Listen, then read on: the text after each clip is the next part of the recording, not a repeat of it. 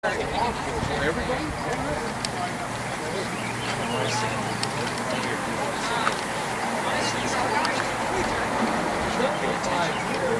going to change much. She just happened to see us. Does she think I'm sick?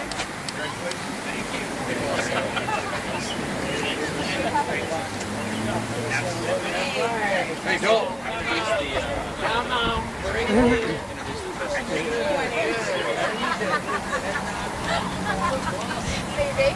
Baby.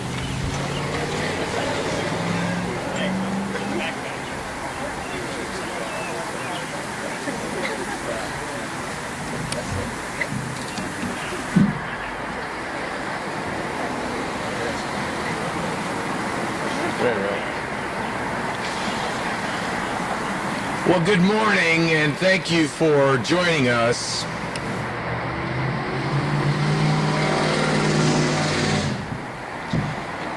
This year, our city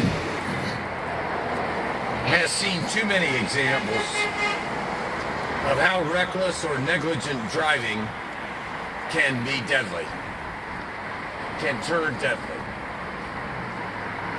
Deadly for other motorists, for cyclists, for pedestrians, for children walking home from school. In addition to the most tragic examples, though, we can identify so many more that, while short of fatal, still cause severe permanent injury or damage to property.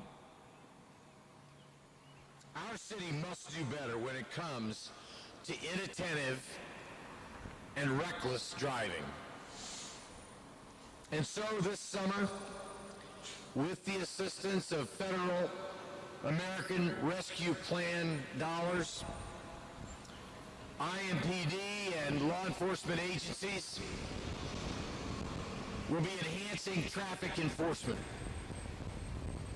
That means added speed traps, especially in residential areas, traffic patrols where we have seen instances of illegal racing, and a more robust overall traffic presence from IMPD. So, for those who habitually speed in our neighborhoods, for those who regularly run lights and run stop signs, for those who don't clear a path for emergency vehicles, and especially for those who use roads like 38th Street as interstates or even racetracks. Our message today is clear. Knock it off. Knock it off. Or pay the consequences. This summer's effort comes in response to persistent complaints that driving has worsened in our city over the last two years.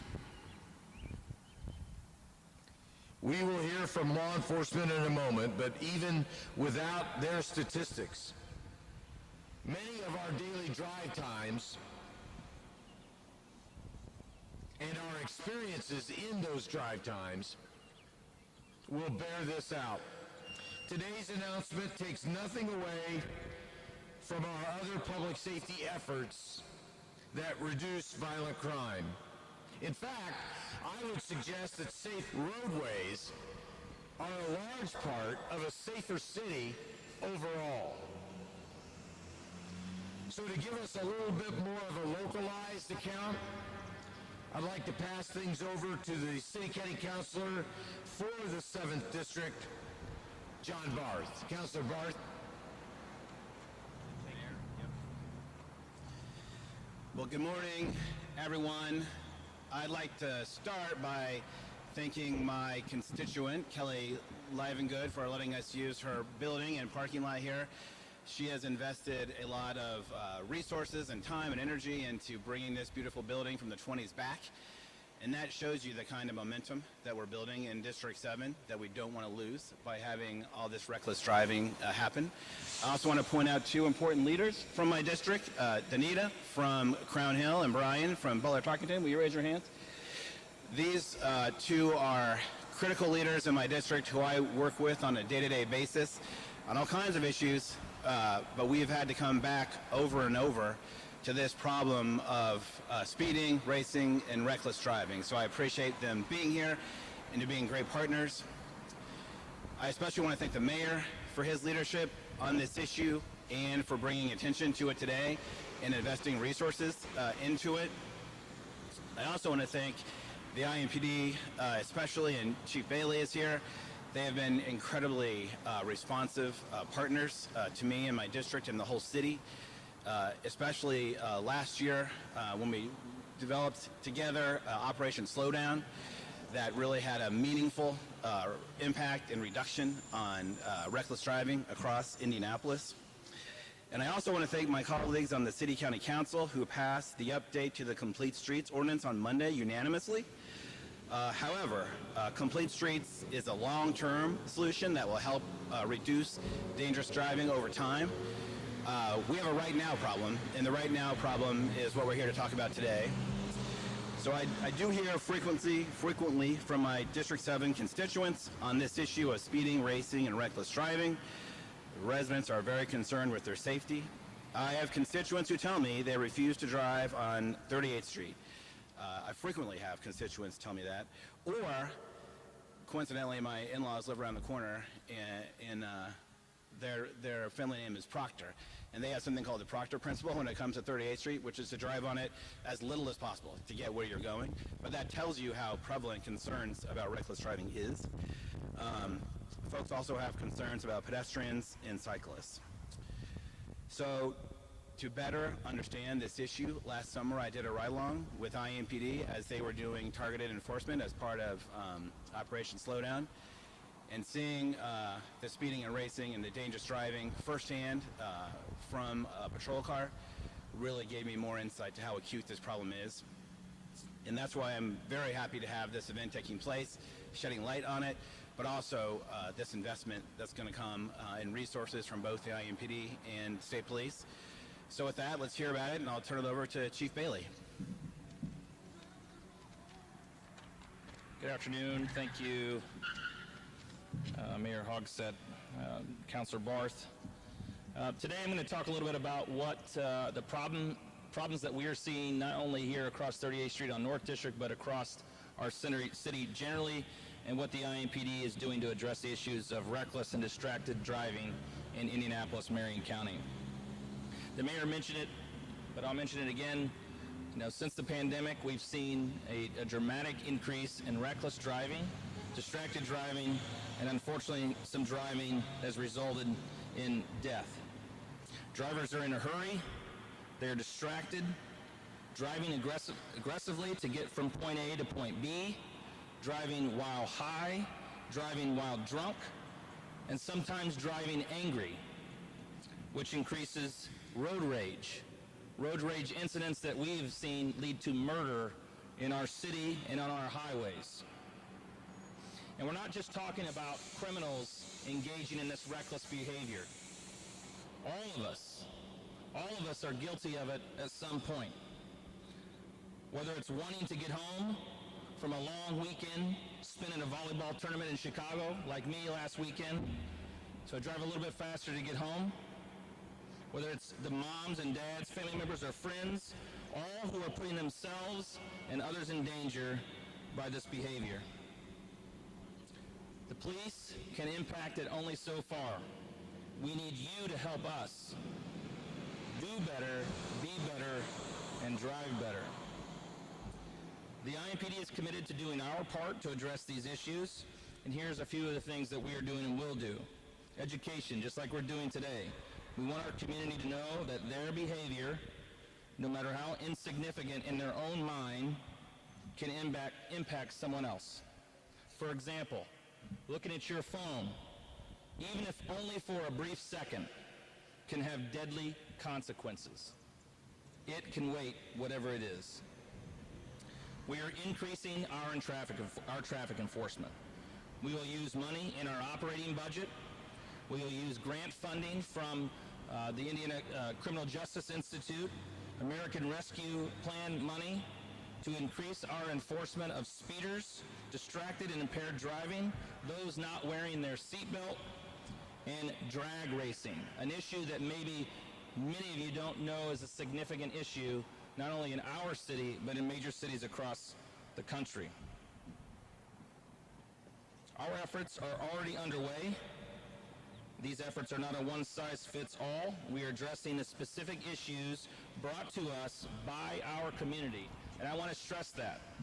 Our community is demanding that their police department do more when it comes to traffic enforcement and reckless and distracted driving. Each of our districts will have their own plan, and we will adjust our resources and needs to fit their individual concerns for their family members. Like Operation Red Flag going on the Southeast District, focusing on Madison Avenue drag racing.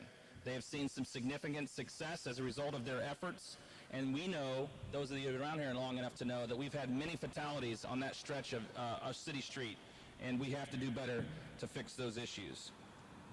We're investing in new equipment for our beat cars, giving them an ability they don't have right now, the ability to check for speeders on their beats and answer to their individual community concerns. These speed detection equipment will be purchased through American Rescue Plan money over the next few months. Our directed patrols, those that we started last April as part of our Enhanced Community Safety Initiative, will continue in our hotspots. These patrols not only deter criminal activity, but also help deter driving behavior like we're talking about today. I want to hit this one head on. We've heard people on social media and others questioning, and even our officers questioned, about why IMPD is focusing so much attention on traffic enforcement when we see violent crime in our community. And we've heard those complaints, like I said, from people we pulled over. Our answer is this: the safety of our residents is our #1 priority, and this includes our roadways. While decreasing violence continues to be at the top of our list, we must be responsive to our community when they tell us that they need us to do something, and that's what we're doing. Our resources dedicated to reducing violent crime will not be impacted by our increased efforts to keep our streets and interstates safe. Reducing violent crime remains a priority, but we still have other responsibilities, and this is one of them. In fact, you're going to hear shortly, when our state police partners step up to the podium, just how our combined efforts to address traffic issues has resulted in what I believe is an impact of violent crime in our city.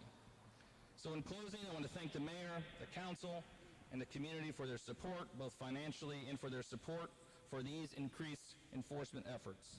Additionally, I want to thank Indiana State Police Superintendent Doug Carter and all of the Indiana State Troopers for their steadfast partnership with IMPD, and a special thanks to the women and men of IMPD who often get blamed for the troubles we see in our city and who don't get enough praise and credit for doing the extraordinary job that they do day in and day out under some really difficult circumstances.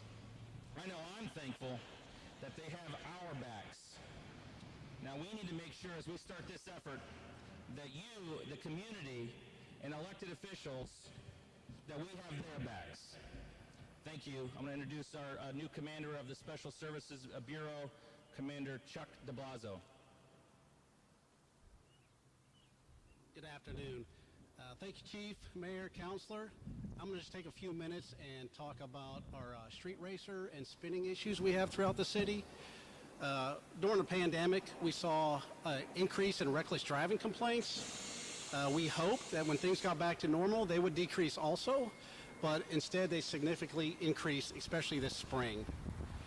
We started to take a look at it, and as our officers would respond to these complaints, we found out that these individuals participating would flee from us, and that we later discovered that the majority of those vehicles involved were stolen. So that really got our attention, and our focus at that point. We also discovered later on that a lot of these vehicles that are engaging in this illegal activity are also involved in other criminal activity.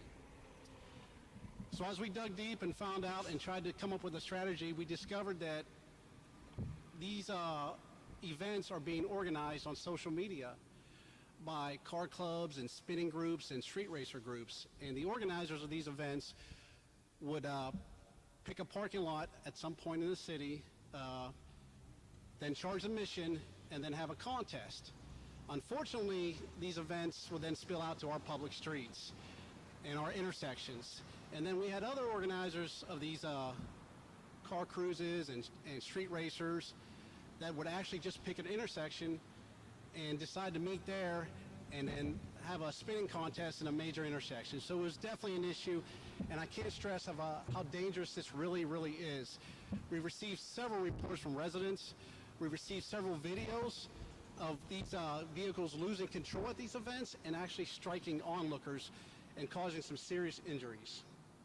We also seen property damage throughout the city where they take over these intersections and they strike and lose control and hit poles and signs. So there's a lot of property damage and there's a lot of personal injuries that are going on, and it has to stop. It truly does. So we really partnered with our state police partners. We came up with a strategy, and it's really starting to pan out, and I'll let Lieutenant Jeff Herron speak about that from the Indiana State Police. But I want everybody to know that this just isn't specifically contained to one area of the city, not one side of town. It is a citywide problem and actually a statewide problem. And we are going to continue our efforts to put a dent in this and for it to stop. It's too dangerous for everybody involved. With that being said, Lieutenant Jeff Herron of the Indiana State Police. Thank you. Thank you, Commander. So I'm going to talk a little specifics. As the Commander said, this is a statewide problem. We're starting to see this, especially in regards to the pandemic, throughout the state of Indiana, particularly up in the Lowell region, up in Gary, Indiana, up in Fort Wayne, and up in Lafayette. And what we've seen, what particularly brought it to our attention down here is in October of last year, we had the I-465 shut down, and they shut it down for about 45 minutes, and we had a series of these spinners or these street racers that were actually on the interstate backing it up for miles. We had a series of crashes behind that, and we had some people hurt. That got our attention. So as a result of that, we tried to figure out who these folks were. Like the Commander said, we're monitoring social media. We figured out who the car club groups are. We meet with them. We ask for their cooperation. We ask for their compliance. We ask them to help us out. We ask them to try to do things right and legal. That didn't happen it happened for some, but it didn't happen for all. And so in January of this year, it happened again. We had 465 over on the east side by East 4th Street shut down for 45 minutes, caused a mile backup, and again caused a number of crashes, injuries to the public, and a lot of delays for people. And that, again, got our attention. So as a result of that, we put together a group of detectives, a group of uniformed officers, and we started doing saturation patrols. We started figuring out when these events were, when these spinning events were, when the social media would indicate that. And we started targeting the main people in that group. As a result of that, we were able to figure out and figure out exactly where their next move was, and that helped us. And so when we would get these spinners, we would target those people, we would follow them, we would get them stopped if at all possible. If they would run from us, we already had them identified, we would let them go and we would come back and get warrants. We've made quite a few arrests. To date, just in the last 2 months, we started this joint venture, we arrested 26 individuals. And we had 3 of them that were involved in the murders. So we're having this group, a lot of the spinners and stuff, are also part of the problem. A lot of them are armed, and we're having a lot of shootings on I-465 and a lot on I-70 and I-74 throughout the city of Indianapolis here. So that's causing us some obviously some grief, and obviously we're going to do something about that. The other thing we did, not only did we arrest 26 individuals, like I said, we had murder, auto theft, possession of stolen property, possession of handguns. We recovered 17 firearms that were used by serious violent felons or people who prohibited people from having these firearms in their possession. On top of that, we're noticing that these groups, in particular, we're noticing a lot of stolen vehicles that are involved in this group. These are high dollar vehicles that they're doing these spins with, upwards of $70,000, $80,000 vehicles, and instead of buying them legit and things, they're actually going out and they're stealing that. We're finding out that they can go on a car lot or into somebody's driveway, and they can reprogram those key fobs, the keyless fob. They can reprogram that within 2 minutes and have that car and driving it, and they have a working key fob. And so we're seeing a lot of trend of that, and it obviously has caused some issues, and we're trying to resolve that. Again, we're trying to do that community. We're meeting with the community. We're going into the community. We're talking to people. We're partnering with IMPD. We're using their resources, and we're pooling our resources together, and I think it's having a great deal of impact. I think we've got their attention at this point. Just to give you an example of that, we had an issue where we had a park taken over, Riverside Park, just last weekend. We partnered with IMPD. We partnered with the Parks Rangers. We found that there was a group of people that the local people did not want in their park. They were taking over the park. They were doing spinning within just a few feet of playground where kids were playing. And when I say spinning, go on the internet and look what they call drifting, where they're spinning their cars and they're losing control. And this was within just a few feet of these playgrounds. So as a result of that, with our partnership, we went in with quite a few people. We ended up arresting several people. We had several stolen cars and recovered several guns, including a fully suppressed MAC-10. So again, we're having an impact. We're trying to reduce this, and we're trying to get the word out by partnering with the media too. I'd like to open it up for questions. I'd be happy to answer any specifics if you got, and obviously for the folks behind me. Questions? Yes.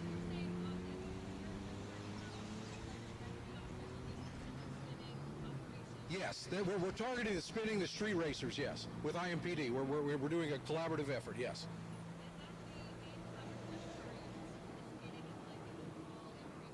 So the Indiana State Police with IMPD, we're also upping the traffic tickets that the chief spoke to a minute ago, and I got some statistics on that if you like. So in Marion County State Police, and I have to let IMPD speak to their statistics, Marion County wrote, the troopers in Marion County wrote 6,935 tickets to date, January 1 to date in Marion County alone, 7,866 warnings, and so the total 14,801 citations or warnings given. Statewide, again, this is a statewide effort, and we're partnering with any other agency willing to part with us and wants to cooperate. Statewide, we wrote 61,426 tickets to date, January 1 to date, and warnings we wrote 115,789 tickets for a total of 177,215. So again, we're not only looking at the spinners, that's the current impact that we're doing, or the drifters, but we're also enforcing the traffic laws to get the average public to be back in compliance. Speeding, driving offenses in general, failure to use your signal, following too closely, those type of related offenses that cause crashes and injure people. Yes. You know, I don't know the answer to that. I'll get back with you. Yeah.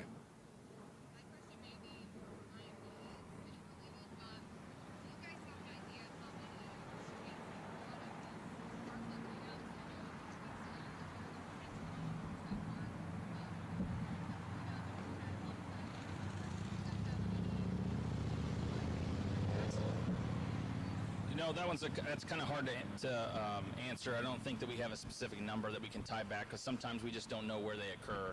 I know that in talking to our partners at State Police, I think they have seen a small reduction in their interstate shootings, since they started this effort. Not to say that they're combined, that they're connected for sure, but we hope that trend continues for them as well as us.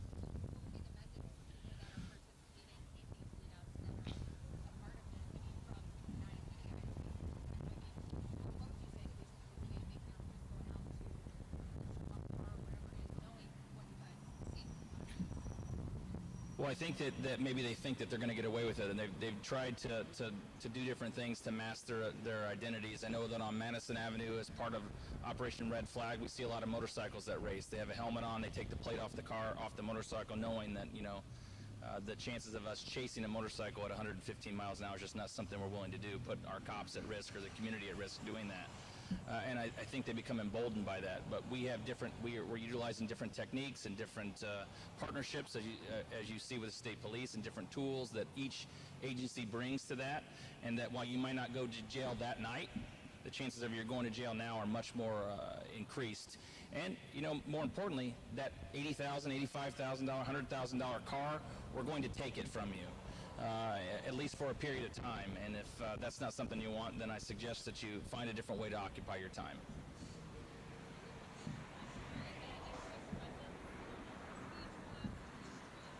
No, we're gonna utilize many of these operations are on overtime, like I mentioned. So we're gonna utilize overtime, and each individual district will have their own plan. Some have already initiated them as a carryover from last year. We have a traffic branch that's their job every day, other than securing our events in downtown Indianapolis and elsewhere. In the rest of their time, they answer community complaints and do that work. During their shifts. So I can't tell you, exactly how many more officers, but there's going to be much more emphasis on stopping those that are moving traffic violations, and you're most likely going to get a fine. And I know in this environment, with the way prices are and all those things, it's not something that you want to add to your budget. So my suggestion is you follow the rules of the road, be courteous, and get home safe, and make sure that others that are sharing the road with you get home safe. No, that's already happening. Like I said, we have operations on Southeast District that are underway. We always have a partnership with the Indiana Criminal Justice Institute, which provides money for traffic enforcement, whether it's distracted driving, DUI enforcement, DUI checkpoints, moving speeders, speed traps. I don't necessarily like that word, but it's already been used, Mayor. So. just kidding. Over $1 million comes to us from the state of Indiana, and we're using operating budget money, and then we'll use several $100,000 and hopefully from American Rescue Plan money to supplement the efforts of our beat officers, who we really want to get engaged and give them the tools necessary, because unlike some, even state police, our regular cars don't come equipped with moving radar, and we don't assign a stationary, speed detection device to every officer, because there's 1,700 of us. So, but we want to increase the number available for checkout for each of the districts too as we move forward.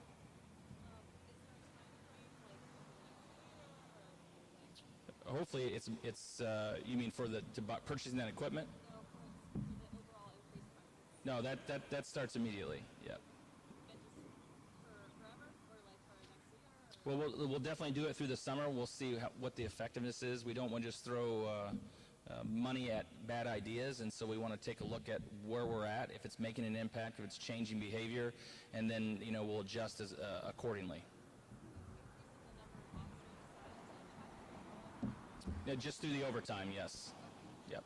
Thank you, guys. What does that increase? We routinely see speeders exceeding 100 miles an hour.